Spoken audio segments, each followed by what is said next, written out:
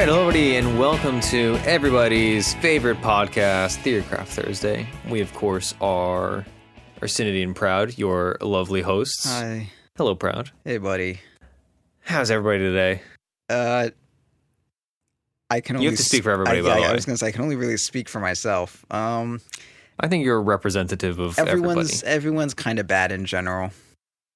Okay, well, hopefully by the end of this next, presumably hour to hour and a half long experience that we'll all share, we'll all be better.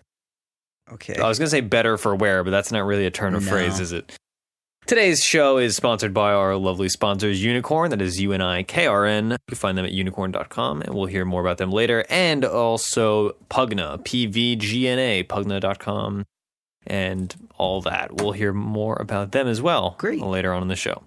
Great indeed. Great. So, Proud, we've both been playing quite a bit of Dota. How has your week in Dota been? I haven't. My computer died. Oh, yeah. Remember that? Remember That's that whole true. thing where my computer fucking died? Some people might not know because they're not, because we talk about that on the Patreon show, which is on Mondays. My computer died in the middle of a game, no less, so I fucking lost 25 MMR off that shit. And then by the time I got it back, my brain wasn't doing well. I've been having some brain problems, and it reflects on my play. So pretty much the opposite of last week. But it's pretty much I lost every game. And then my internet cut out again, so I got another abandoned. And I had to play a game of low priority, which I won. But yeah, I'm doing a little better today. I won a Morphling game, and I did very well in it. So hopefully the brain problems will subside for like a week till I can get my MMR back up. And I can lose it all again. At the very least, the mechanical problems have subsided with not having access to a computer. Right? So yeah, having a computer certainly one helped. thing at a time. One thing at a time. Yep. Well, you haven't, like you said, you haven't played that much, but was Morphling the only standout hero of yours? I've tried some of the new Druid stuff people have been doing. I played another Dragon Knight game. What is the new Druid stuff? I've not paid attention to it at all, other than people freaking out about how Midas, we were wrong about Ace. Midas, Radiance, Assault Cuirass, and then you just get an Ags, and then Shadow Blade and Deso and BKB on your bear, and you just rat with it. It's really that's stupid. literally it. It's really stupid and dumb. That does sound dumb. Some of these games I didn't watch, but I just looked at like the end game, score screens and whatnot to see what people were doing. And I was seeing that, and I was like, that must be like a late game. Like, oh man, we're losing. This is our like last ditch effort. But there's not a game where Lone Druid isn't like, this is gonna be like, if you can win on the AC timing, that's good. But you're not going to, because Lone Druid fucking sucks, and you're just gonna rat like a piece of shit. And I played what, like 3 games of it, and I lost all of them. Partly because that was bad times to play Dota 2. And one was a party game with some of Alpha's friends who were horrendous, and then it was like 2 solo games. One game I did like fucking great, but our team was Phantom Assassin, who had 2 items at 35 minutes, a Bounty Hunter, a Pudge, and a Wyvern. So we didn't have an offlaner, and our mid didn't have phase boots until like 12 minutes. So that was its own thing. But I still did great. I almost won that game, like single-handedly with the bear. And then the next game was just pretty rough, and for a lot of reasons, really. Yeah, so I don't know how I feel about it. It's pickable. You'll have a good lane. But it's not, I don't know. I think it really needs a coordinated team, because it's really, really fucking hard to just rat the entire game when you're the only one who is engaged in that strategy. It really would have helped if we had because what I was trying to do was like, we were super behind, so I would draw like 3 people to my bear, and then I would try to get them to like smoke and get track kills with Bounty Hunter, and they just wouldn't do that. So there was just like 3 people would just TP to like kill my bear, and then we would get nothing out of it. It was like, okay, what is the point of this fucking game? That's been cool. Morphling's cool. I played a Terrorblade game against Luna, a Luna SD combo. That was fun. That was great. Yeah, I pressed Q and he died. They all died. It's great. It's good stuff. I played a Shadow Fiend game, but then my computer died in the middle of it. But it was fun. Dude, Shadow Fiend's the most fun right now. I have been enjoying Shadow Fiend tremendously. Yeah. That being said, I haven't actually played him this week. I just was playing a lot. So let's see. My week in Dota, I've gotten off the Elder Titan train. I had a couple games that were just like, they made me realize that as much fun as I was having with Elder Titan, I was just kind of forcing the pick, when in reality he's more of a situational hero. So That being said, I'm still picking him, obviously, within the proper situations, but I'm not just first picking Elder Titan every game like I was for a solid week or so. Other than that, I've had just a bunch of random games. I still play a mix of ranked and unranked. Unranked, like I said the other week, has fallen and is definitely worse. I did have one really stellar game of unranked though. Unranked is like when I'm playing ranked, right? You always see people generally within like 2 stars of you, I would say. But in unranked, I had one game where, let's see, I'm looking at it now. There was 3 like top 100 leaderboard players in NA on it, just coincidentally. And I guess they were really desperate for finding unranked players to play with. Because, let's see, this guy's 55th, the other guy's 99th, and the other guy's, actually, he's 266, but he still has a fancy number, so I'll give him credit. Yep. And it was one of the coolest games I've played. It was one of those reckoning moments where I was like, I just have to acknowledge how much, like, disgustingly better this one player is than me. Because we had a Luna on our team, and I'll read you his or her stats. By the end of the game, what do you think this 55th in NA ranked Luna is? Actually, is that just, it's 55th NA, because the leaderboard rankings are, what do you think their GPM was at the end of this game? It was a 26-minute game. 792. Higher. 892. Higher. 1,030. Higher. What the fuck? 1,130. 1,092. Jesus Christ. 1,092 in a 26-minute 30 game, and granted, like, we were making stacks and we had an Ogre Magi on the team. Yeah. But it was one of these games where it was just like the most disgusting farm I've ever seen from a player. Like, coincidentally, I was looking at my records on Dota Buff recently, and granted, I'm not an ALK player, so I don't really have any impressive GPM records. But my record, I think my non-ALK record is like 900 some odd GPM on AM, and then my ALK record is like 1,100 something. So this person on Luna had more than most alchemists' GPM. I've actually run into them in pubs once or twice. They go by like Evade or something. But it was just one of these like super impressive games where you just kind of sit down afterwards and you just think, I have no clue how a human being plays Dota that well.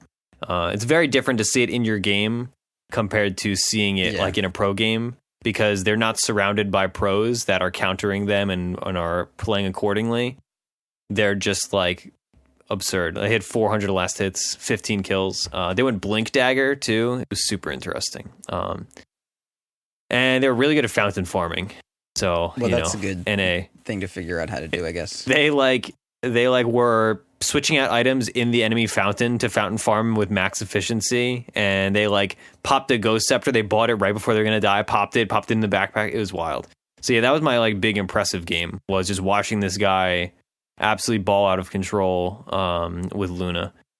Other than that, though, my other games for this week have been not too interesting. A lot of random 4 games. I went on a losing streak. It's not really a losing streak. I lost 2 ranked games on Saturday, but then I made them back when I was streaming yesterday. I had a really good PA game, and I fed a lot on Legion Commander. Oh yeah. I had, let's see. I wonder what my timings were. Did you go? It was okay. I went. The graph probably has it. Let's see. Player items. Okay, let's see. I got my Battle Fury at 1325 with Phase Boots and Blightstone and a Magic Wand. Okay. And then I finished Deso at 18 and an Abyssal at 27. And then I got an Armlet because we were ending the game and I thought it was fun. Right, that makes sense. It was fun. Like, the Battle Fury is just so much damage. I safe laned, but the offlaner was a solo quap, and it was very fun to just play with her. Her team was flaming her hardcore. Yeah. It was a 29-minute game.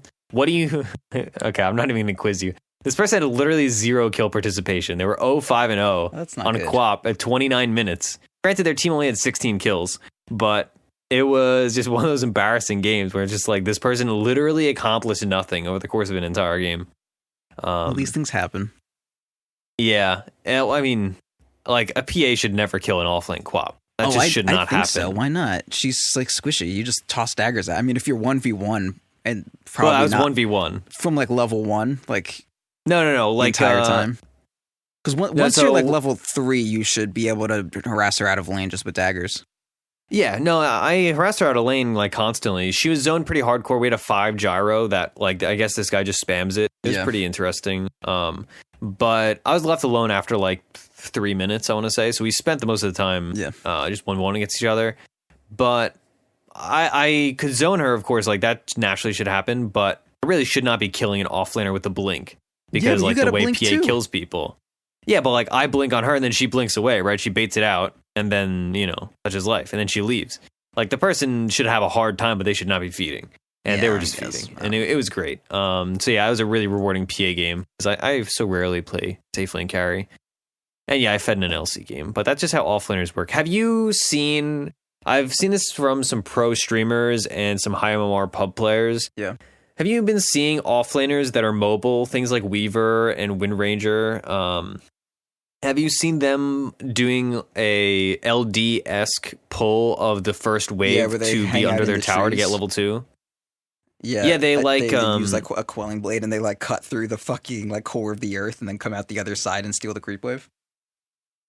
Yeah, I've seen it done that way with some like non-mobile heroes where they do like sneaky things. But I've seen some mobile heroes, like I just played against a Weaver, and they just straight up walked in, and then they knew if we try to kill him, he just Shikuchi away and salvage the lane.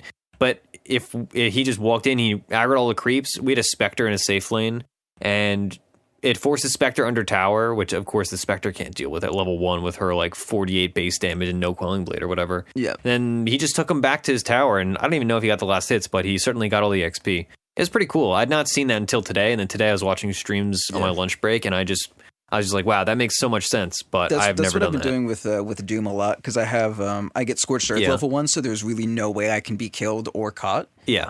So I just the way that I normally like to do it is I just like I hang out and secure my the rune for my mid laner or whatever, and then right after their safe laner takes the rune, the support and the carry normally are going to go run to pull. So then I run around and I ward the easy camp, and then I just like watch my creep wave, see when it gets close to the gap, and then I just like pop out, aggro it, pop Scorched Earth, and just run. And I try to mostly do it when their enemy is like a ranged safe laner who isn't going to have a stout shield and just going to like die under the tower or have difficulties. Like I did it against a Morphling, and he was so fucking pissed. He had to use like 3 tangos, and I was just like, this is great.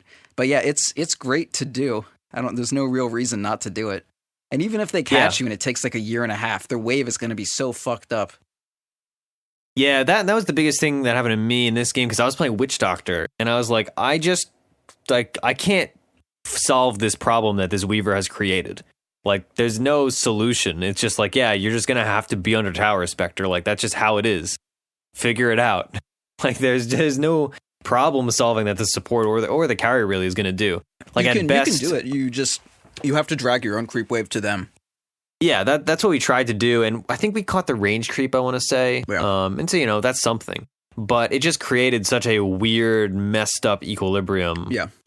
It was really interesting. Like, I was watching Eternal Envy, he was playing safe lane Bristleback, and he countered the enemy offlane Tide doing this, and then they ended up, both their creep waves were in the Radiant jungle adjacent to, like, right in the middle of, right by, like, the Bounty Rune. And it was just the most bizarre thing that you watch. You're like, all right, it's like 12 seconds into the game. Both the safe laner and off laner have their entire creep waves. They're fighting in the jungle on top of a Bounty Rune. What game am I watching? Yeah, that's so I've been just feeding the offlane and accepting that I'm gonna feed. So now I want to start doing this so that I feed a little less. Yeah, no, it's good to do. I'm not an offlane player. It's definitely, I've become painfully aware of that. All right, let's hop into our segment, shall we? I feel like this segment could have been a question for a TMT, but instead I wanted to talk about it between the both of us. Convex Mirror messaged me today asking about, let me find the exact wording. He said, do you have any thoughts about panicking? When I watch your team fight, your camera and hero control is very measured, whereas us newer players really panic in the middle of team fights. And then he goes on to say, does it relate to target, or how does it relate to target acquisition? That's something Proud talks about every now and again. I feel like newer players just go on whomever is closest to them. Props on using whomever properly, because I never use whom properly. All right, so I think this is actually a really good topic that I wanted to expand on, and I wanted to get your opinions on, because I think everybody kind of approaches this in a slightly different way, and different things work for different people. So, Proud, when a team fight begins, what is your game plan? Especially let's not even say just in general. Let's say if you're playing safe lane carry, what is your kind of approach once a team fight begins and suddenly you have 5 enemies to worry about? Yeah, so the main thing I always try to think about, this is no matter what you're doing, whether or not you're a hero with disables or whoever you're trying to kill or whatever like that, you need to look at the enemy team and ask yourself if there's anyone on the enemy team that only you can stop. So when I'm playing Doom and we're against a Tidehunter, no one can stop a Ravage except for Disruptor and Doom and Void. No one else can stop that shit. I mean, a couple heroes, but just shut the fuck up. That's it. So I know the only target I'm interested in is Tide before Ravage. And after that, maybe I want this Lifestealer when he has his armlet on or something like that. But it's the same thing with carry. If I'm Sven and I know there's no way we're going to kill the enemy Huskar unless I beat the shit out of him after they use all their disables, I'm just going to sit on the edge of the fight. And then once that happens, I'll go in. But if let's say I'm Luna or something, my target doesn't really matter quite as much because I just do as soon as I'm hitting anyone, I'm hitting everyone. So I am just hitting whoever's closest to me. But at the same time, if you don't have the freedom to choose your target, it's always better to be dealing some damage than none. So if I'm playing Ursa, I'm gonna hit anyone I can touch, right? I would love to have the ability to acquire targets as I see fit, but if I just get gone on or something, I'm just gonna punch whatever ghosts are in the air. Would you say that it depends? Yeah. Well, I was going to say, would you say that kind of second scenario that you mentioned, that you're just trying to hit whoever's closest to you that you can get damage on, would you say that is more similar to when you get ganked versus when you are the one ganking, right? It's if you're just surprised with a team fight, you just kind of have to do something. Yeah, I mean, if you have no ability to make a decision, or rather, if you have no influence on how your positioning is going to be in a fight, you don't really have a lot of ability to choose who you're going to be going on, right? At least if you're a melee here. If you're a sniper and you get gone on, you can probably click whoever you want. So just think who is the person that I can be hitting that will stop me dying or something like that. But these are all things that you kind of want to have in your head before any fight could possibly occur. If you're playing Troll Warlord, you say, all right, my priorities are, if the supports are kind of dealt with, I want to just jam on the carry until they fucking die. If the supports are still there and my BKB is up, I want to use my BKB to kill all the supports or whatever. Unless it's an invoker, then BKB to kill the invoker. And outside of that, if I don't have my BKB and I got gone on, and I don't really have the ability to change what I'm hitting, or rather to choose whatever target I want, I'm just going to try to stun lock whatever I can and try to get as much damage up before I die. Yeah, okay, so that makes sense. Definitely from the carry perspective. I think as a support, or just in general, I'd say if you're not playing that safe lane, just or that mid laner for some, depending on the matchup, damage dealer, my approach to team fights and target acquisition that really allows me to focus is thinking beforehand, making a priority list of saying, all right, your example, right? They have a Tidehunter. If he has not ravaged recently or has just not ravaged, period, then he's my number one target if I'm playing whatever disabler. If I'm playing a Legion Commander, I want to duel that guy so that he can't do that if I'm playing, whoever. But if he has already used Ravage, he's suddenly number 5 on my priority list, right? Because I don't care about a Tidehunter that's already used Ravage. It's just some big dumb watermelon that's jiggling his humongous body around. So that's kind of an example of how I just think, right, there's a list of priority and say, all right, if I can find this first target, they're the number one that I'm going to go on. I'm going to disable. I'm going to do whatever my hero does to, whether that's kill them or disable them, yada, yada, yada.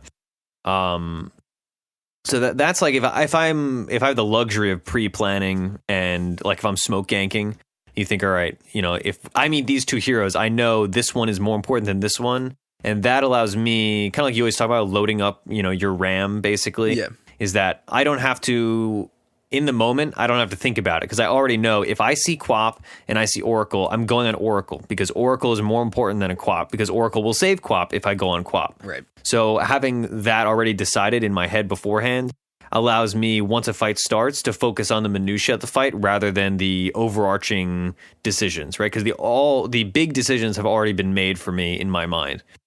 And then just situationally, you have to adjust and say, all right, he already used Ravage, so therefore I don't need to worry about him, or he has not used Ravage, so therefore I need to think about him real hardcore.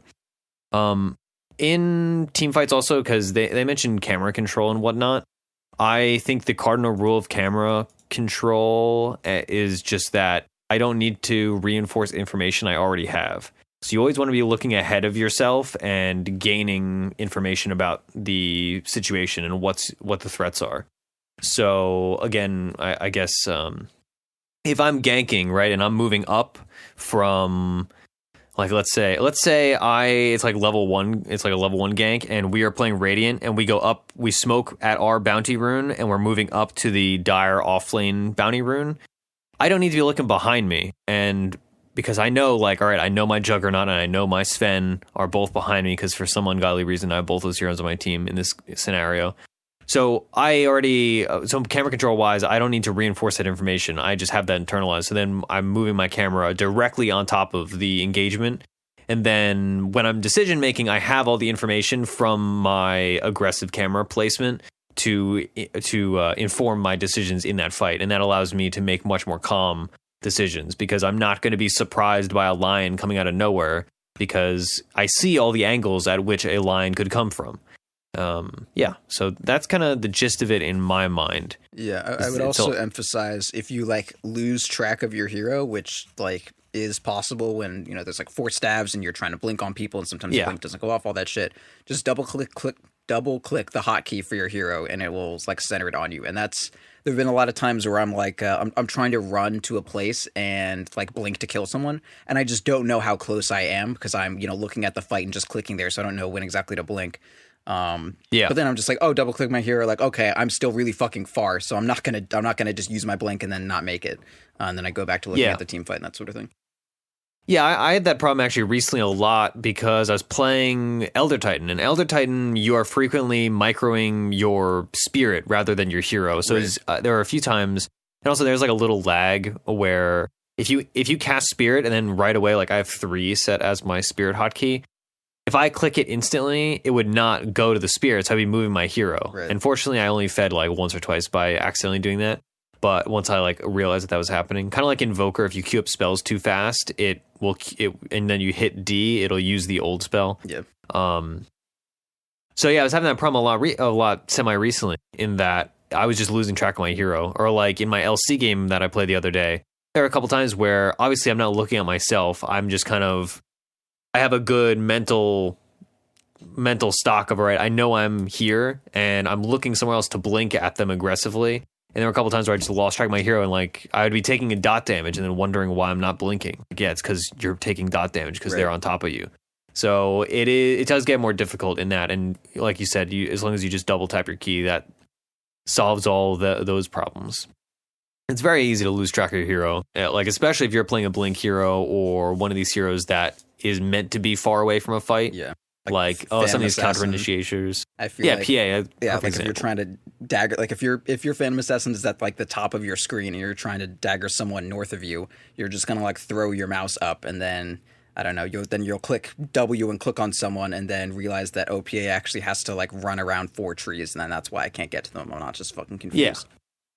Yeah. So much going on. So many particle effects too. Yeah. And like little things. There was one game I was playing. We had like, it was like PA, TA, and Abaddon or something, and we were all like stacked on top of each other, and I was just like, who is blocking who right now? Like who is it? It sucked. Yeah, some heroes look a lot alike. I always kind of scoff when people are like, oh man, these cosmetics have ruined Dota. Every hero looks the same. because in an actual game, I don't think I've ever had an issue where cosmetics have really affected my ability to discern what hero's which. Yeah. If I'm just tuning into a game, yeah, maybe. Like if it's a pro game and I have like the first thing I turn on, it's like, I don't know, is this a Luna or is this a Disruptor? But in general, I don't have that problem. But there are definitely times where we're like running in like one of those small little juke paths in the forest, and you're just like, I have no earthly idea who is who in this. Yeah, like, instance. am I in front of you or are you in front of me? Yeah, it can. It's a whole deal. Yeah, pathing is a mess. There's one Timbersaw set that just straight up looks like Doom. Like just from the angle, it's like red and it's got like little wing horns and like a little bit of black. I use. Probably. It's just, I'm just like, this is Doom. If I'm just glancing and I'm looking at the bird's eye view of Dota, like this could be a Doom set. Anyway. Yeah. Well, also, like some heroes just look similar from the get go. Like if so you have when you Drow add and cosmetics PA on top of each other, and then and like a Vengeful Spirit add into that, oh, like those three heroes standing next to each other. I think it was on Venge actually that would make more sense. It was like I was Venge, and anyway, yes, but yeah. Like, all right, they're dark blue and purple, and then all their fancy cosmetics have like a pinkish, purplish like glow. Yeah, it's like they all look the same, and like add a Spectrum in the mix. Like, yeah, cool. All the agility strength, all the agility cores look vaguely similar if they're Faces female. Void, big and purple. Yeah, well, I mean, yeah, the color palettes are not exactly super fucking refined. Arc Warden. Yeah, fucking NTA Arc Warden.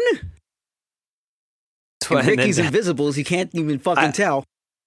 I'd like to see somebody just make a game, like a custom map, and then just have all of the heroes that have gold cosmetics standing next to each other or like on top of each other, and just one big ball of gold. That'd be funny. Okay. All right. So, anything else on like team fight approach, like purely from an information standpoint and like a panic standpoint before we move on? No, I mean, think about like obviously there's how to engage in team fights, and that should you be initiating or counter initiating or waiting, whatever. That's a whole another topic. But just try to just think about what is the goal I like need to accomplish in the fight, and then try to only focus on seeking that out. Like if you're a Sand King, and you notice that there's and like a team fight is going to happen soon, and you notice there's a Tide Hunter out in front. Don't let that distract you. What you're trying to do as a Sand King is you're trying to lay down a bunch of AoE damage and like kill all their supports or get their support staff to run and make their mid scared. You have no interest in burrow striking an alone Tide Hunter. So like just say to yourself, like, I am not going to burrow strike a fucking Tide Hunter. That's just not gonna that's not how we're gonna start this team fight, because he'll break the stun and then ravage all of us. So just try to purge as many things from your mind as possible. Like I hit Tide Hunters way too much as a carry. And it was because if they're like in front of me, I'm like, I'm just gonna do damage to this. But more often than not, I should just like literally walk past that Tide Hunter and try to pursue someone who's like running away from the fight. That's way better use of my time than fucking punching a Tide Hunter. Jesus. Yeah, it is definitely the crux of a lot of topics in Dota, whether it's teamfight acquisitions like this, is just about simplifying very complicated information, right? And thinking about these processes in smaller what's the word? In like smaller groupings, and then getting the answers and then just combining them all, right? So you just need to know what your job is. And if you know where your job is, that means you can ignore so many decisions. Right. Like you said, if you're a Sand King, you don't need to worry about who your carry is killing. You don't need to worry about like all these things. You just need to worry about who do I need to hit with my blink stun? Who do I need to not hit with my blink stun? And who should I be worried about interrupting my blink stun? Bam, done, easy. Like those are three things. You don't have to worry about all these other things. You don't need to worry about like, oh man, who should I abyssal? Who should I carry abyssal? Like that's not a concern of yours. Just do your job well. Yeah. And then that's all. That's the best you can do. Right. So yeah. All right. So for this week, we are going to be playing and hopefully winning with, God willing, we are going to be playing Shadow Demon and Morphling. So these heroes have some obvious synergy, being that Shadow Demon's really good at making illusions, but Proud is going to enlighten us on why specifically they have super synergy. Yeah, so I just played a Morphling game with a Shadow Demon, and the morph the talent you get at level 20 where you can target your allies with morph, that lined up pretty perfectly with when we were trying to siege high ground, and obviously sieging high ground, we were against like a Luna and shit. It was different. It was like Luna, Invoker, a Monkey King who could put his ult down and shit. It was just not a good time. But we have Morph, which is a fucking amazing ability. So Shadow Demon would disrupt me, make 2 illusions. I would morph into Shadow Demon, disrupt the illusions he just made, and then I would Boots of Travel to the top lane and Manta, and then we would have 2 Morphling or a set of Morphling illusions pushing each lane, and then I would just sit back and just decide where, which lane because I mean they don't have 3 heroes that can deal with my illusions quickly. They can have 3 Lunas. Yeah, they only have a Luna and an Invoker who drops his meatball to clear them, or the Deafening Blast or Wave or whatever the fuck, and then probably Tornado, and then it's a Tide Hunter, and I'm like, I got a Tide. I don't really give a shit. I'm just gonna like E-Blade combo you, get you scared, and then I'm gonna kill this tower, and it's great. Making illusions and more illusions with Morphling is really good, especially if it's one of those like, oh, you can target your ally with this, but it's like not only that, but I can do it in a premeditated way. Like I don't have to wait for, like a middle of a fight and hope that I can be close to my teammate and then steal disruption and then save someone with that. Like that's not good. It's what's good is just I know for a fact I'm gonna get value out of this morph in terms of trying to take high ground, which is if you're gonna win, that's what you're gonna do that. It's great. Yeah, it sounds super interesting. It's one of those things where I used to play a lot of Shadow Demon. I don't play him that frequently anymore, although I've been noticing he's a very quickly growing pick rate hero in pubs and whatnot and in pros. So I was actually almost going to play him today, but I ended up picking Witch Doctor instead, which in retrospect now I wish I had played Shadow Demon. The Shadow Demon is just classic because he works well with agility carries, and agility carries are super popular right now. Like you could pick SD Luna, SD Morphling, even SD Jug is all right. SD Weaver, like Weaver has these absurd talents, and she builds Diffusal. Although I don't, does it copy talents? No, I can't remember. I don't think so, but no, it does. It does. Mana break talents, illusion, okay. Yes, that would get copied. Yeah, like if you have the 300 health talent, it's gonna have that. Yeah, Shadow Demon himself has not changed that much, right? Like he went through a few rounds of nerfs, but I mean, he's the still illusion fundamentally coming the out of same Soul hero. Catcher is like way different, and the fact that Demonic Purge is one of the only purges in the game now. Yeah, that's true. I actually completely forgot about the uncontrollable illusion. Is it uncontrollable? Yeah, it says. It says under your. No, it's controllable. Yeah, I was like, that's wild. I'm so distracted because there's all these uncontrollable illusion things now. There's Venges, and then there's AM's thing, and then I think there's Wraith King skeletons. Yeah. Those are the 3. I love them. Yep. I think that's it. Actually. Yeah. Yeah, I mean... Yeah, so you should talk about Morphling, though, because like Shadow Demon has not changed. Like, you do the same things as always. Depending on the game, if you have a combo, you go Soul Catcher. If not, then you go Shadow Poison, and then, you get like... So... You get like Tranquils, and that's it. There's a few things to think about with Morphling. The first and most important one is that the keybinds are a little different, because now you have 2 forms of Adaptive Strike. You have the Agi-based one and the Strength-based one. The Agi is the damage, Strength is the stun knockback thing. And because of that, so your Q is now waveform, your W is the damage adaptive strike, your E, which used to be Morph Agility, is now the Strength adaptive strike. Your Morph Agility, which used to be your Morph Agility is now D, which used to be Morph Strength, and your Morph Strength is now F, which wasn't anything at all. So your muscle memory is when you want to Morph Strength, you Morph Agi, which is not good. That creates issues when you have not played this hero in his new version, and you have played a lot of Morphling in the past. Because you end up every team fight, as soon as you want to stop dying, you start Morphing Agility, and then you have to really quickly realize that and go back. That was a problem. That was dangerous. But like once you get that under control, he's really good now.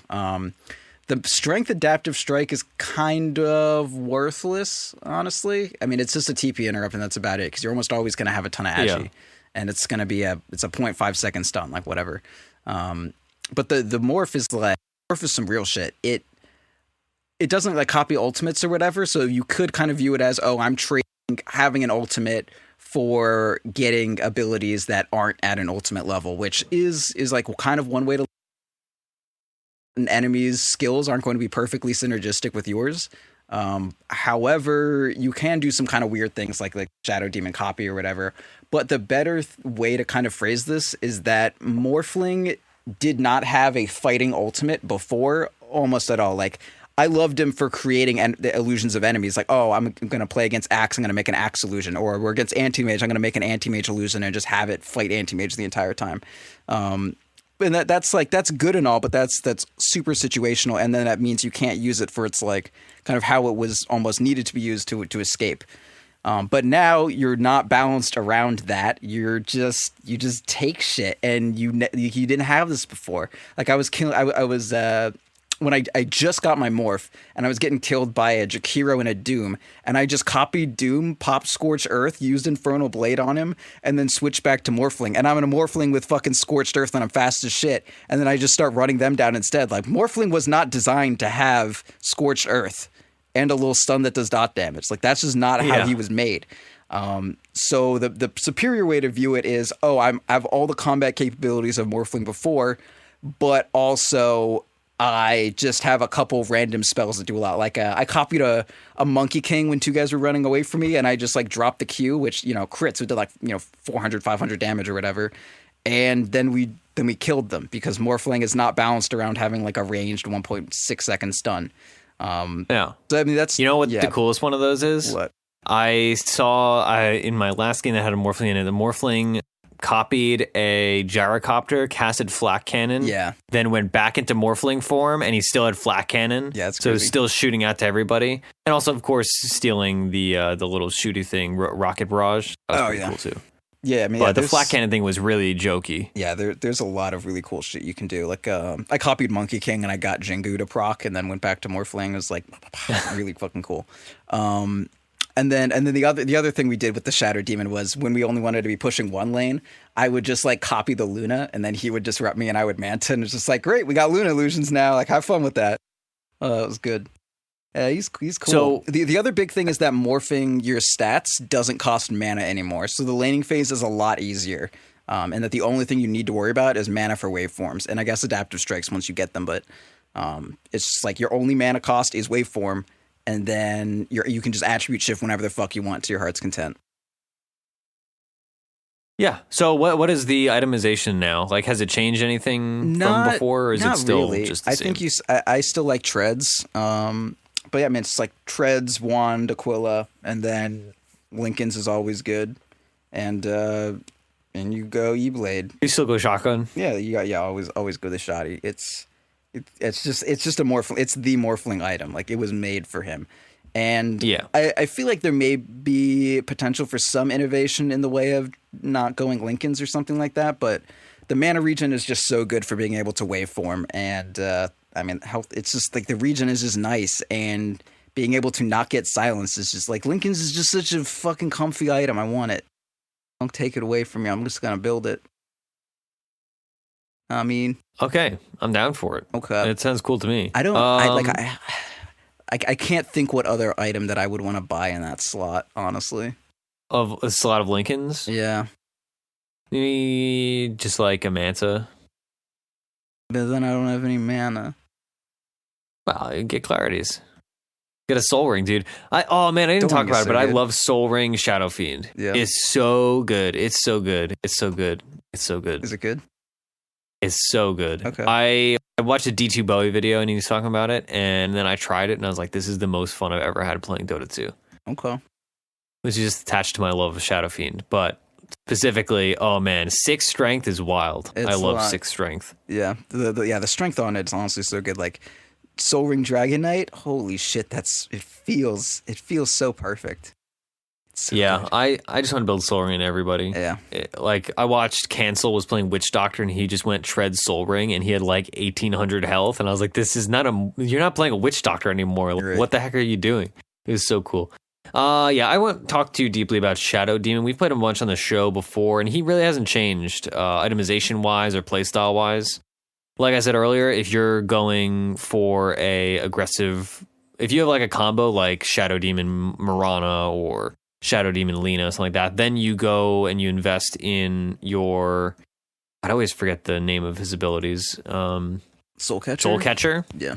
You invest in Soul Catcher. Otherwise, you go into usually Shadow Poison and maxing Disruption. In this In general, I would max Shadow Poison just for the aggressive potential, but maxing Disruption is also quite good. It just kind of the inherent flaw with anything that makes illusions early is that people don't have a lot of stats yet. Yeah, so you get kind of diminishing returns where the difference between kind of like Magnus, right? If Magnus uses Empower on somebody, if he has max Empower, the difference between level 1 and level 4 Empower is not that big at early levels, but at high levels when people have a bunch of items and have a bunch of stats, then it's huge. So you don't ever max Empower first, right? Because you just don't get that much of a difference. Yeah. So yeah, we'll play it by ear. I'm excited. I love Shadow Demon, and he has great cosmetics. Yeah. One of the other cool things I really like about Shadow Demon as a support right now is any support that gives the safe laner time to come over and join the kill attempt is really good. Because, I mean, back in the last patch, it was fine to just walk away from the creep wave and then start looking for the kill. But now, like, if I'm just walking away from the creep wave and I miss one CS just to begin searching for a kill, that fucking sucks. That's, potentially 60 gold that I just lost. But now that... Also, he's great at stacking. Yeah, and that's another thing. But yeah, if we have disruption to work with, like, you can walk over and then disrupt him, and then I can just, like, walk over and then wait for him. And then, hey, it's good shit. I didn't have to leave until I needed to. I like it.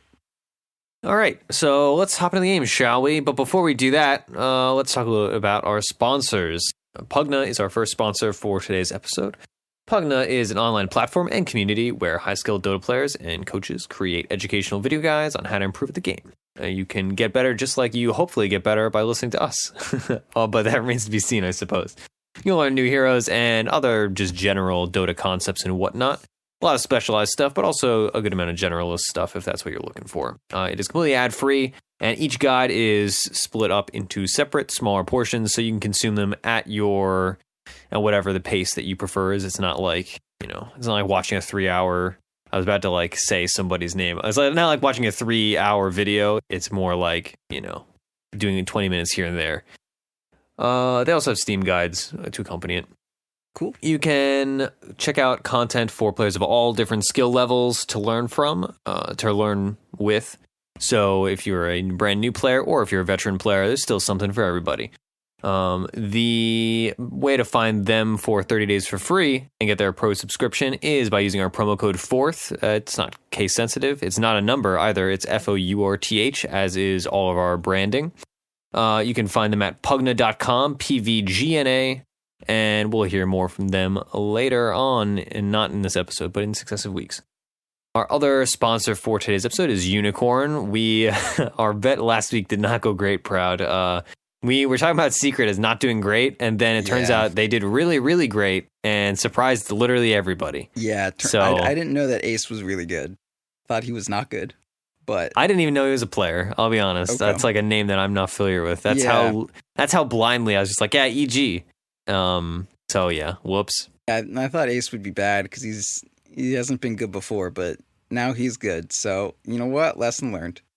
They did despite us, but that's just nature betting. It was fun either way. It was EG in the early stages of a tournament. Of course they're going to go to lower bracket. What a fucking obvious.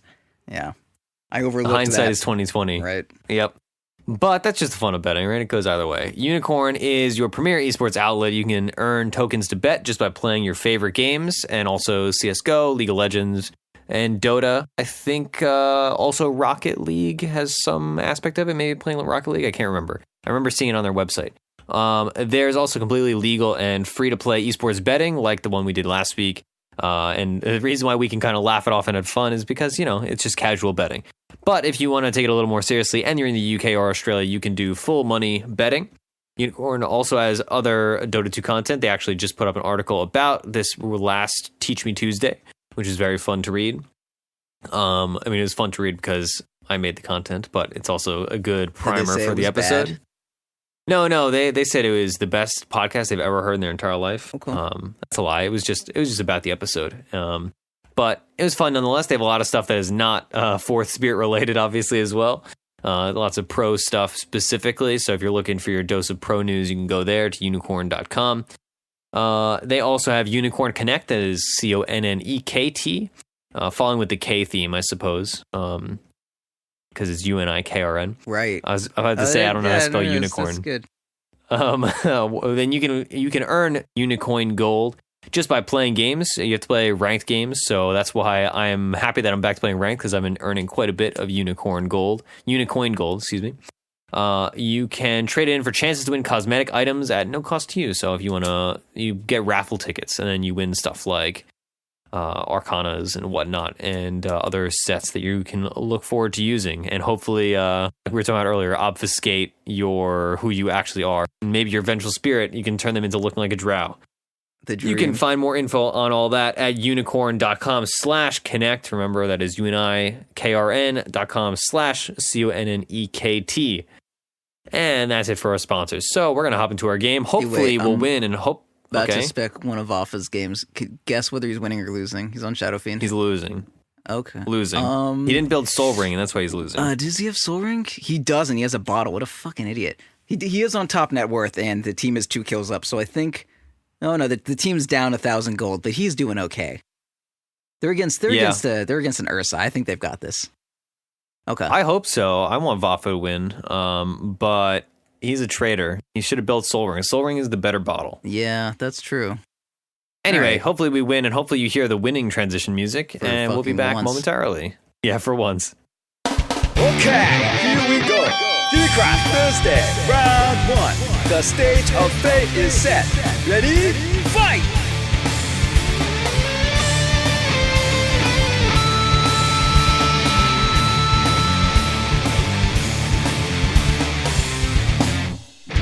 Nice, another easy game. Fuck, easy game.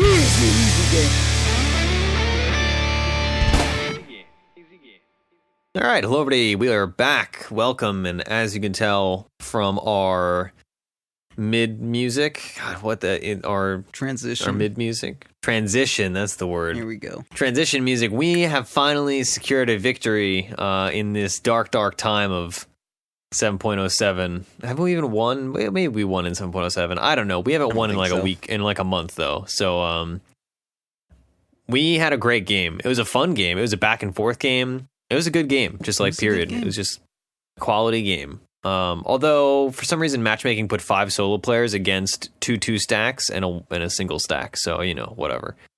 But let's talk through this game, shall we, Proud? Okay, let's do it, dude. Let's talk through it.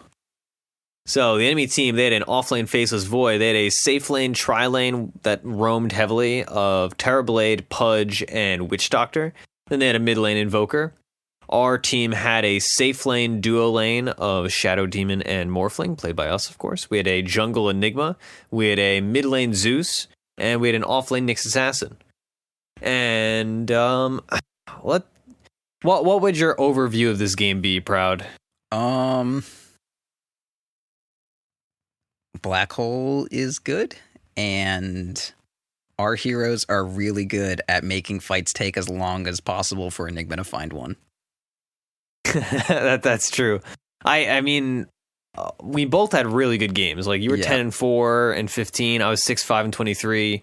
You broke the 600 GPM mark, which is always a good mark for carries. And oh God, I just had so much fun this game. This was like I first picked Shadow Demon, and you picked Morphling. What, like fourth, third? The second phase, because we were in the 2 and then 1. Team. And somehow they still last picked Terrorblade. And Shadow Demon is very good against Terrorblade. And you actually had some interesting interactions with Terrorblade as well, thanks to your Steely thing. Yep. Which was really good for us. Like, I had 26,000 hero damage, and like I had like 6,600 building damage. Yeah. And that's all just from Terrorblade illusions. Or not all just, but mostly from Terrorblade illusions and also from your illusions. Yeah. So not only did I have a good person to make illusions of on my team, I also had a great person to make illusions of the other team. This game like got me on like a Shadow Demon high. Like, I just want to play this hero like 10 times in a row now. Yeah. Let's talk a little bit about the tempo of the game though, shall we? So our lane was against a Faceless Void. We had a jungler. So we zoned him decently early on, but eventually I didn't have to. I mean, I should have been TP responding to mid, but honestly, I wasn't paying attention. I did not expect our mid to get ganked like nonstop. I don't know. Our mid was Zeus gets hooked, like, what is a Shadow Demon gonna do about that? Like you need to TP in and then walk without boots to where he got hooked to, and then disrupt him, and then he comes out of disruption and he dies anyways. Yeah, I guess that's a fair point. I just felt like I could have done something, but I think you're right that even if I had gone, maybe I wouldn't have done much. The void was more important. Like, even if you get a return pudge kill for that, like I'd rather void be level 1 at 4 minutes than you kill a pudge and then void is level 3. Yeah, that's a good point. Because it's not like, because Shadow Demon rotations are good against gankers like Spirit Breaker that are diving the tower because you delay. But Pudge is the exact opposite, right? Where he's pulling you into their side, so you're still going to end up on their side, even if you, even if I delay. And we didn't have another hero to TP in and help either, since we had a Jungle Enigma and offlane Nyx. So yeah, I think you're right though. We zoned him pretty effectively in the very early game. Eventually, though, Faceless Void is going to get levels. We did not have like a kill lane for him. We just kind of had a really annoying lane for him. But we successfully jungled a hero, which means, we basically came out ahead. If you play a jungler and don't miserably lose all your lanes, you're good. Like, that's fine. Like, the only lane we lost was mid, and that equated to our offlaner getting not good farm, but he got good XP. I mean, I wouldn't say that we won our offlane. Oh, we definitely didn't, but we did not lose it hardcore. They pushed it because they had a Terrorblade, right? But he got XP, and then he ganked a bit, which was very beneficial. Yeah, I mean, the Nyx had lower net worth than you at 10 minutes. No, that's 20. At 10 minutes, he had lower net worth than their Witch Doctor, but whatever. Yeah, whatever it was. It worked out. So let's talk about the game from your perspective, shall we? Yeah. What was like your flow of the game? Every 2 seconds, man. Shall we? Yeah, it's every time you introduce something, you say, shall we? I don't even realize these things, and I apologize to all the listeners, and I will try harder next time. Okay. Shall we go on now? Yeah, let's do that. Okay. We shall. That's the proper response. But anyway, continue. Yeah. So, God, now I'm upset. Morphling is one of those. He's kind of like PA, where if you get to a certain point where you have an advantage against the enemy offlaner, you actually just fucking like zone them super hardcore just by the nature of how your hero works. Like you're not going to kill him, which PA might, but I get to that point on Morphling where I do about 120 damage at level 5 or something, and I can morph down super low because the enemy offlaner knows if they start going on me, my Shadow Demon buddy will pop up and then it'll be a 2v1 and they'll die. But just because of that threat, I can just keep zoning him and nonstop, like getting denies and all that shit. And then eventually I don't need to rely on my Shadow Demon anymore. I can just be a big, strong water friend. And that's kind of how the early game went for me. I just had a bunch of agi, and I would just punch the Faceless Void like 20 times, and then he would time walk out, and then he would have to heal up before he came back, and it was great. So I just chilled in my lane, and I did that repeatedly. I got level 6, and I was thinking maybe I could kill him if I did damage to him and then morphed into him, and then as soon as he time walks, I time walk, and then I have my waveform to finish the kill off. But I was super ahead, and I was like, if I do that and it fuck it up and they TP in and I die, that'll be the stupidest thing that I ever could imagine of doing. So I just didn't. Yeah. I kept slapping his bums and just kind of let that go on. And then my mid player kept dying repeatedly, and I don't know what the fuck to do. So eventually they tried to take my tower, and I just rotated and farmed. That's all I really did. I just farmed. I got an 18-minute Lincoln Sphere, which is kind of slow. I missed a lot of last hits early on because, I don't know, I guess I'm just not still used to playing Morphling. It's kind of at that point where you have enough damage that you can last hit pretty early on in the creep, but also enough that you're overestimating because you're changing how much damage you do all the time. So that was something to kind of get used to. It was fine earlier on, but the first couple waves, I was like, "Whoa, the fuck!" But it's fine. It's good. It's fine. Yeah. So let's talk about itemization. So you did pretty standard Morphling things, right? Yeah, I didn't do anything. I just finished a wand. I mean, the starting items that I do for most agi heroes these days, it's 3 branches, a circlet, and then a Tango Mango Clarity. And that's enough HP regen. You don't need a salve if you have a mango and a clarity, or a mango and a tango, and you're going to build a wand immediately. So I get that built. I have a spare branch I can use to double up on my last tango if I need it. Yeah, I mean that's it. I just I buy. Oh well, I mean one of the main things on Morphling, of course, you finish your wand and then you get your boots. But I always buy the Band of Elven skin at the side shop because I mean that's going to go into my treads. Treads is the only thing you can finish at the side shop, and a Glove of Haste isn't really going to change any of the math on anything that I'm doing. I'd rather just have an extra 6 damage so that when I'm like trading individual hits, it's going to be a bit more. Last thing is a bit easier. Another armor or whatever, all that shit.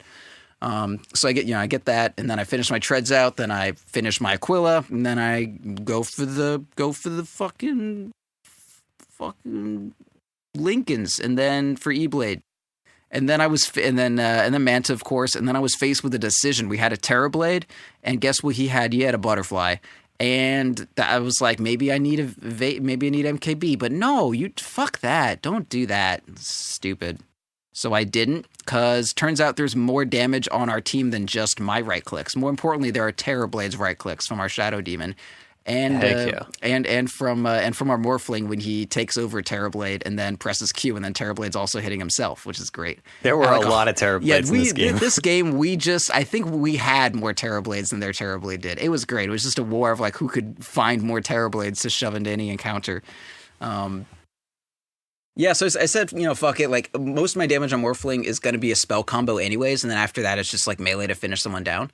And I can move around great with my Q, so it's not like I'm going to be locked in one place, forced to be fighting a Terrorblade the entire fight. So I think I should avoid building MKB kind of ever on this guy. I built one the last game I played, and it was like, I didn't really notice anything. If I was killing someone, we were dogpiling on them. Otherwise, I'm like beating the shit out of supports really quickly. So I'm not going to go MKB on this person anymore. So I went BKB because BKB is a very necessary Morphling item in most cases. And then Butterfly. I didn't actually use the BKB at all, but I had one. And then Butterfly last. And then I was going to get Travels, and then that's pretty close to 6 slot. I mean, it kind of is. Maybe switch out the Travels for Satanic and then go from there. But yeah. Yeah, sounds good to me. Yeah, I mean, as far as talents are concerned, where's this boy? At level 10, you get the Agi talent because Morphling likes Agi. Turns out, actually, it's at level 11 you get it because you max. You get Attribute Shift first point, and then you're gonna max Waveform, and then at level 8, I get a point in Adaptive Strike because you want 2 points in Ability Shift Attribute Shift because a shift rate of 1 is just complete shit. Shift rate of 4 is, believe it or not, is 4 times as much. 1 to 4 is 4 times, so that's better. So you need 2 points in that, and then you want to max Waveform. So it's not until level 8 you can get a point in Adaptive because you're going to get your ulti. And then level 9 and 10 you finish out your Attribute Shift, and then 11 you get your 10 Agi talent. Then at 15 you get the Waveform attacks targets, and that makes it so your Waveform does an auto attack to everyone that you hit in addition to the Waveform thing, which is really good. That's a really good thing to have. You clear creeps really good, and it scales. It makes that scale. It's good. And then at 20, you get morph targets allies in most games because that's really fucking funny and good. And then at 25, you get 2 waveform charges, so you can go in and out and have more maneuverability to make up for the fact that you just traded your Boots of Travels out for a Satanic or something. That's a skill build. I want to talk about like how we played it because we played it funny. Yeah, let's do it. You can go. Okay. You can go first. Okay. So I guess let's talk about this. So what I would do is I would be what's it called? Disrupting, egging.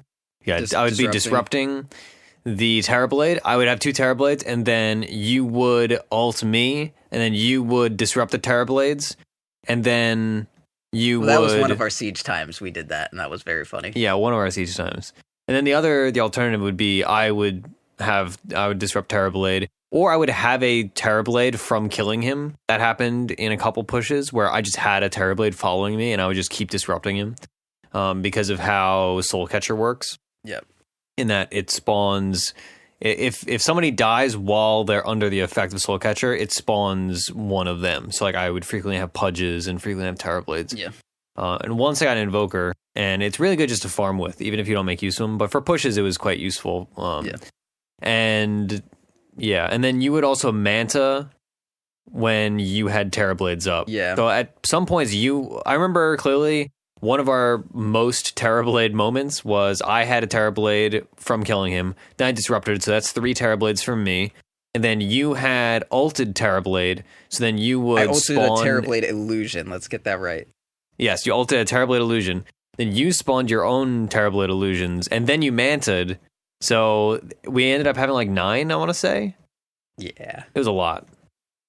Yeah, and some of the fights, like, we had that going on, and then on top of that, Terrorblade himself was spawning illusions.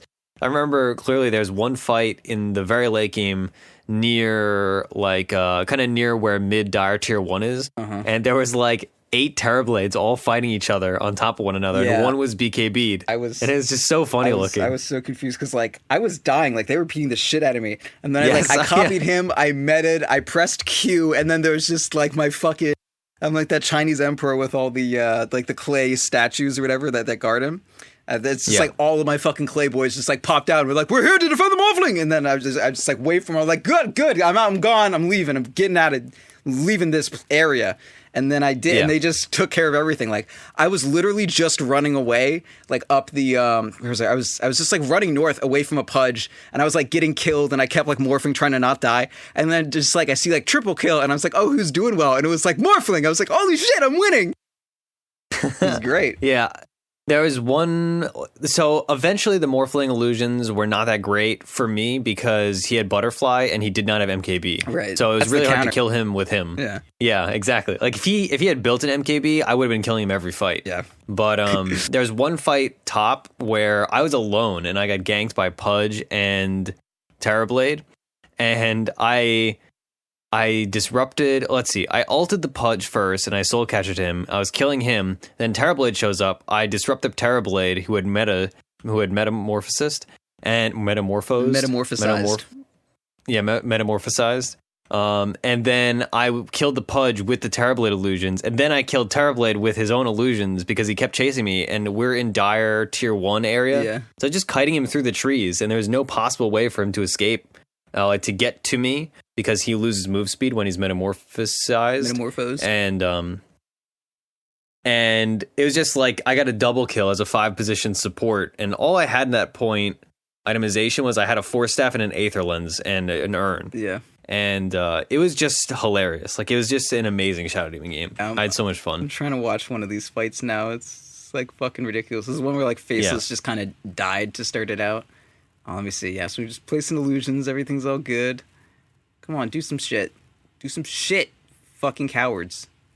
It's very fun VOD. I'll talk about my itemization. Okay. So I, of course, had no items at the start because I had to build Courier, 2 Wards, 2 Obs rather, no money for Sentries, and then just 2 Clarities and a set of Tangos.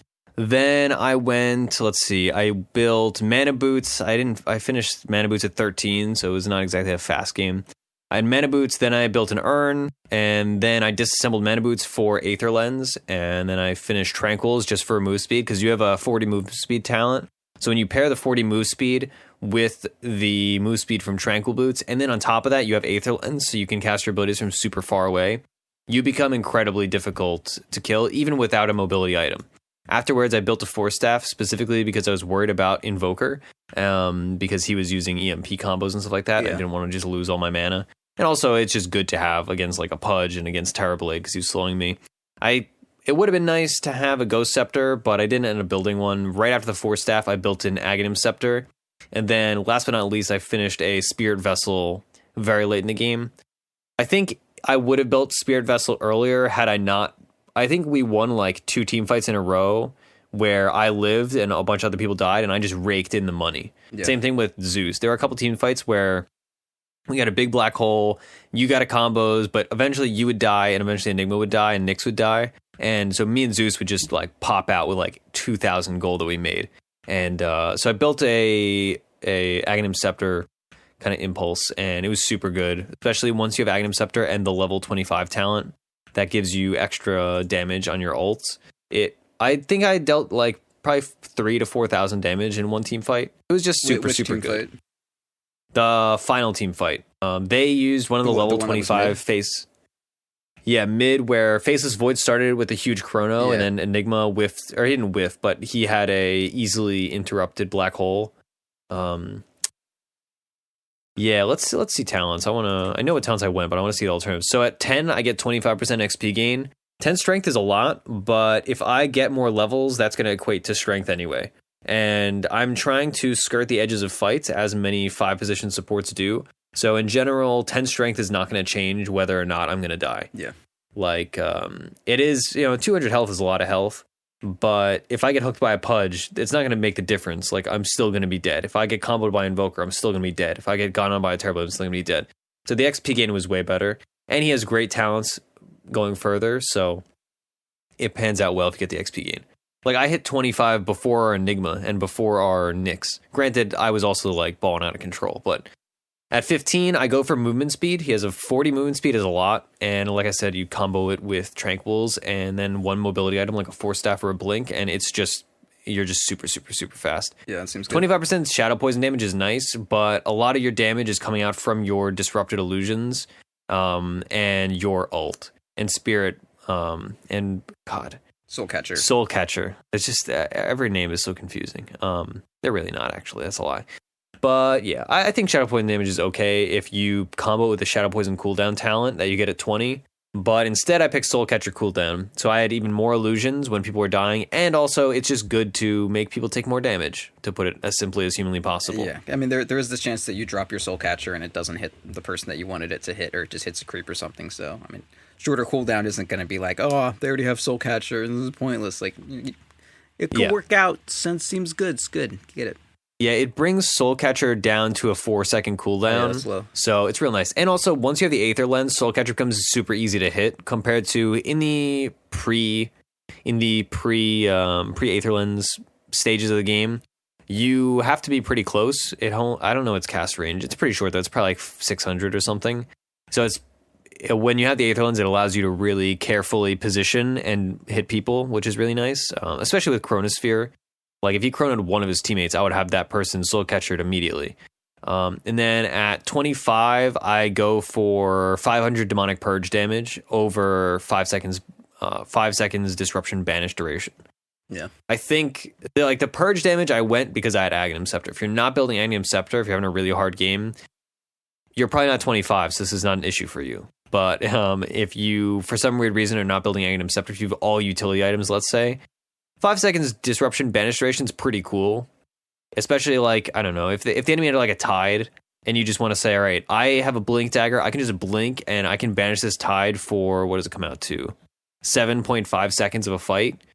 That's pretty cool. Maybe your team bursts somebody.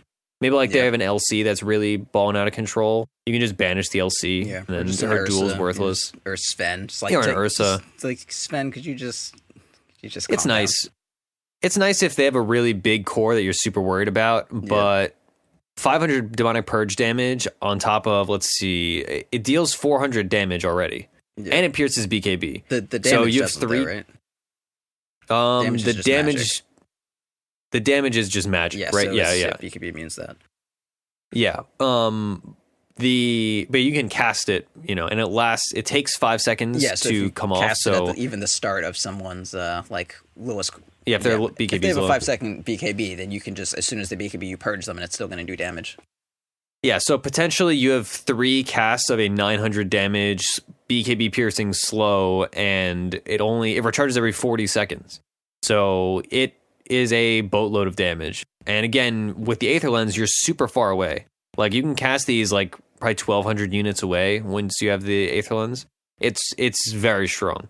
I felt incredibly strong in this game. This was just like I was saying earlier, I'm on a Shadow Demon high. It was just an amazing game for Shadow Demon. Yeah, it felt real good. Especially with Zeus. It was nice to burst people with Zeus Soul Catcher, even though our Zeus was wildly incompetent. His itemization was not great. I'll just say that. Yeah. People don't like to hear us complain about our teammates too much, so I won't drag on. He was bad. You should have built Ags. Just tip for Zeus players: build Ags. Yeah, I will say, as a more general piece of advice, if you are playing a high position if you're playing a hero that's a 1 or a 2 or even a 3 in some cases, and you find yourself building 3 or more items that are in that 2,000 to 3,000 gold range, things like Yule's Scepter and Kaya and Aether Lens and Drums, if you have more than 2 of those items, you really should be concerned about your ability to scale and your item choices. I think that's a pretty safe way to not specifically flame the Zeus, but to make a more generalized point out of it. Yeah, because you hit a wall. you hit a wall where it's just like I have too many mid-game small items, and now when I build these huge items, like he built an Octarine core, but he didn't have an Magnum Scepter, so it's just like what does this do for you? It's just not enough. And he pigeonholed himself with a Veil, a Kaya, and an Aether Lens. Yeah, and it's just like it's not good. If you're a 2, your job is to have real items. Your job is not to have like a bunch of small things. Yeah, it's like if you're playing like people that build drums. Like I love drums, but if you build drums and then also have a Ring of Aquila and then also have a magic wand and also have boots, it's like that's 4 slots and that's a lot of gold committed. When in reality, you could just skip the drums and be close to your next item. Or like if you're CK and you have drums and an armlet, it's like, and then also you build a medallion. It's like you have 3 items that take slots that are all. Medallion. That seems weird. Well, I've seen a good bit of medallion CK because they just try to burst people instantly. It's actually pretty cool. But yeah, I would say that is a general piece of advice. Don't ruin yourself in the late game by building too many mid-game small items. Yeah. One thing I would add with Morphling is like to really get a good sense of how to be morphing. You want morphing as in his ultimate. His ultimate's called morph, not switching your stats around. When you go into the game, you want to think about every actual potential useful thing there is to steal. Like this game, there was obviously the Terrorblade. Turns out when you steal Metamorphosis and then you pop out of, when you steal Metamorphosis and then you pop out of Morph, you don't keep the Metamorphosis. That was very sad for me to learn. But that's something I learned. But yeah, I was like, okay, so for Terrorblade, I might want to get illusions not in the middle of a fight. I could just, use them for split pushing. So whenever I see one of his illusions, maybe I just copy him and throw an illusion out.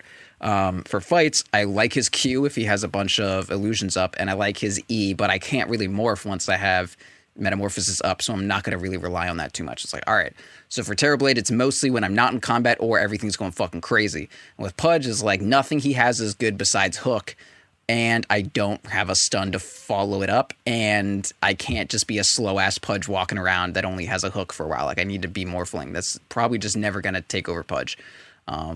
Witch Doctor, I'm not going to get a lot of use out of his W, because I'd rather just have my own morph stats. I could use Cask, and I'm definitely not going to use Maledict. So, not entirely interested in Witch Doctor for the most part. And then Faceless Void was pretty much like, I'm not gonna be right clicking as a Faceless Void. That's just not a thing I'm gonna do. I'd rather be a Morphling and be ranged, but I do like his Q as an escape tool. So into this game was like, all right, so I'm pretty much just gonna save my ulti for when Terrorblade is going crazy, for when Terrorblade's going crazy, and then if I ever need to get out, I can ult Faceless Void, and then to start out a fight, maybe I'll become Witch Doctor, throw a Cask, and then turn back. But for the most part, like I didn't have a lot of great skills. Oh, an Invoker, I don't know what spells he has at every given moment. I can't be like, oh, now's a great time to steal an Invoker spell. Like, I don't know. Fucking whatever. I copied him once and I got like Alacrity and Tornado, and I was like, what the fuck am I going to do with this? The answer was Alacrity myself, and then cast a Tornado. But that wasn't a team fight. That was just in the middle of nowhere. But so just like go into the game, think about every actual skill you would be interested in, and don't try to force yourself to find a good way to figure it out. Like having Faceless Void's Q, I would like Q somewhere and then morph out and then use my waveform to get somewhere else, and that was really hard to chase. And I got out of their base once doing that when my waveform was on cooldown, and it was really good. And of course, we killed Terrorblade several times by me just copying whatever illusion I could find and pressing Q, and then Terrorblade is very sad. But that's it. That's Morphling. Kind of like Rubik. I suppose. Kind of you need to know most heroes' abilities to do it well.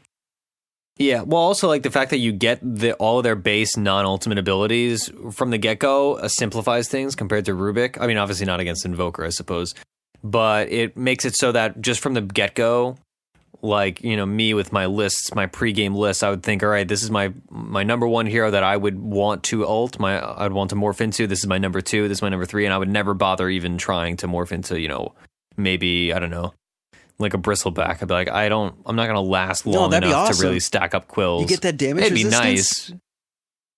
Yeah, but I mean, I guess if you're running, I mean, regardless, maybe there's a situation where like, I would just no, dude, make a priority I would list. just like more full strength, and then I'd be like a 4,000 health bristleback. That'd be awesome. Yeah. Let's see. Okay, my other piece was Shadow Demon advice, and the reason why I had so many items was not just that I was living through team fights, but a lot of it was that this hero as a 5 is really good at farming. You can farm efficiently with, I believe you need 4 stacks of Shadow Poison to fully kill a creep wave. You can do it most of the way with 3 and then just last hit everything.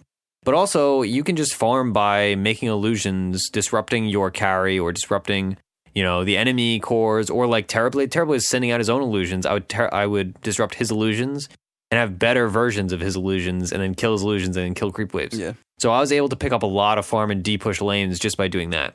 It's kind of worthless to do it to yourself, but it's a very good way to farm compared to some supports that really... you don't have to go out on a limb to get farm. You don't have to endanger yourself. Yeah, that's you true. shoot Shadow Poison from like thousands of range away, or you make illusions and run away. So it's a very safe way to farm. Yep. So yeah, it's again, people play 5s too poorly, and you need to find ways to farm. And Shadow Demon is a good example of a support that if you're not farming on, you're doing something wrong. Like obviously, you don't want to be taking farm from other people. But you want to be finding it. Exactly. You need to find it, right? It's there. You just need to find a way to get to it and do it without hindering your team. So yeah, that's Shadow Demon and Morphling. This was a good game. I got one altogether. more little tip for my friends here. So the way Morphling's W and E work, the adaptive strength, one is agi, one is strength, and they only do things when you have 50%, or if your stat is 50% higher than the other stat. What basically, just if it's way more than the other one. And once you get to max level attribute shift, you shift your stats pretty fucking quick. So what you can do is when you're chasing someone, just morph up to strength. I mean, morphing to strength makes you lose some move speed, so don't do it super early. But if you're about to catch them, just morph up that strength, and then throw your strength one to stun them for 3 seconds. And then as soon as you throw it out, it's got like a travel time and a duration of the stun. Start shifting to agi, and then throw your waveform and then do shit. But I kind of figured out that I could do that a little bit like later into the game. I was like, holy shit, I can fucking shift and throw it and then shift and do it again. You used to not really be able to do that because attribute shift costed a bunch of mana. But now it doesn't cost anything. You just fucking do it all the time. It's good. Absolutely. All right. So let's do some plugs, then we'll close the show out. Okay. So our sponsors were Pugna and Unicorn. That is PugnaPVGNA.com and Unicorn, UNIKRN.com. You can find us on Twitter. I'm at Ursinity. Proud is at Proud Dota. Our show is at Fourth Spirit. I've been streaming a bit on Twitch. I'm going to be doing more of streaming on Twitch. Twitch is just Fourth Spirit. Remember, it's always spelt out fourth, so it's not numbers. You can find our website, fourthspirit.com, if you prefer to listen to your podcast there. That's where I listen. You can also find our YouTube. That's where you find the VODs from today's show. I will say it was a very fun VOD. Compared to some weeks where we just lose and are mad the whole time. The VODs will be up on youtube.com/fourthspirit, again, spelled out. You can find our Discord, discord.gg/fourth. Other things, subreddit, Fourth Spirit. Do we have one of those? We do. I made one. Like, there's not that many... Like, I don't know. Our community is primarily on Discord, but I know some people like Reddit a lot. So I did make one at request. Okay. I still have not fitted it with like graphics and whatnot because honestly, I don't know anything about Reddit. I fiend our Dota 2 and that's it. And I check our subreddit, but it's not my expertise. I'm not a Redditor. Okay. Anyway, I don't think there's anything else to plug. Is there? There probably is, but whatever. Patreon, more importantly. Patreon just rolled over. We had like 500 and change. So in December, we expect to be hitting our 550 goal and starting our Dark Souls series. So we're very excited for that. If you'd like to contribute, you can do so. Patreon.com/fourthspirit. Get all your rewards. I've got a number of people lined up for coaching already, and everybody's enjoying the other perks and whatnot. You get an extra show a week for just $5 a month, or an extra show every other week for just $1 a month. That's that. I don't have any other plugs. Maybe I do, maybe I don't. Great. Who knows? So thanks for listening. Thanks for coming. And if it's been our theory, and if it didn't work, blame your Zeus that died a lot. Unless you didn't have one, I guess.